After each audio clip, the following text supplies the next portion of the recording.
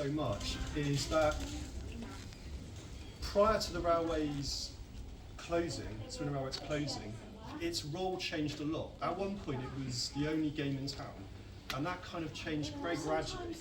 But during the war, to quote Uncle Albert, during the war, Swindon did see a lot of its existing factories turn to wartime work. And not only that, but more and more new factories sprang up during the war. And what's odd about this is because that work wasn't documented, it wasn't printed in the newspapers, and even fantastic local historians right the way up until quite recently had no idea of just quite how much war work was going on in Swindon, the Second World War. Dozens, I think it was 8 aircraft factories in Swindon. I mean, everyone knows there were Spitfires made at South Marston. That was the smallest part of aircraft production locally. There were huge numbers of bombers and lots of modification of turning civil craft into wartime craft, which does make a change from a photo album I have in the 30s from Vickers, where the Vickers staff are showing Nazis around the aircraft factory in South Marston selling their aircraft.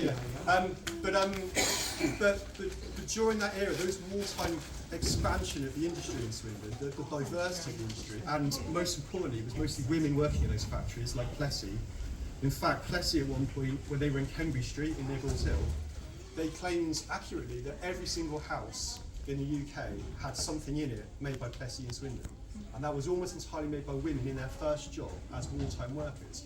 And Plessy's performance was so good in Swindon, they basically kept that workforce, massively expanded their factory, and at the same time, people like David Murray John realised there was an opportunity for Swindon, because whilst the railway works were still doing things with trains, they weren't producing steam trains anymore. They eventually switched to diesels, and then they were just repairing and modifying things. It was declining its role. What happened was something called the Town Development Act came out in 1952, which is a very boring piece of government legislation. But what it says is, if your town wants to step up and become part of the post-war recovery, we'll give you flipping great waters of cash to do it. And what David Murray John managed to do really is expertly use the Town Development Act in Swindon. And what you see is we went from a one-horse town. Admittedly, the GWR's Swindon Works was a substantial industrial facility, but within 5 or 10 years of David Murray John's work on the Town Development Act, you all of a sudden have existing firms expanding massively, like Garrards and Wills and Vickers and so on, but all of a sudden you start attracting people like Plessy and Metalbox, and the list goes on and on and on. The people who set up mostly on the Rob Boncini Manor industrial estate. And the council, under David Murray John, built those factories for those to attract them.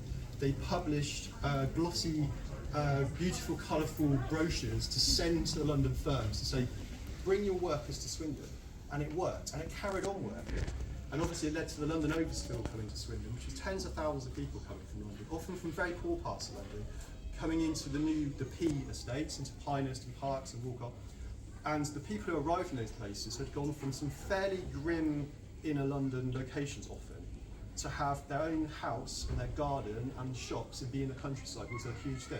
My own family are part of this, and I still hear about my grandmother's panic attack and first finding a cow in her garden. But the thing is that, it was in Pen Hill, but what they pulled off under the Town Development Act, which isn't sexy, it's not exciting, but it's incredible. It really changed this town from being just another place. America's filled with these places, but one industry town where the industry goes.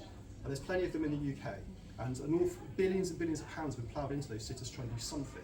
But instead what happened is Swindon's economic performance just went up and up and up and up. And that carried on. They attracted Burma, Nationwide, and all these other firms.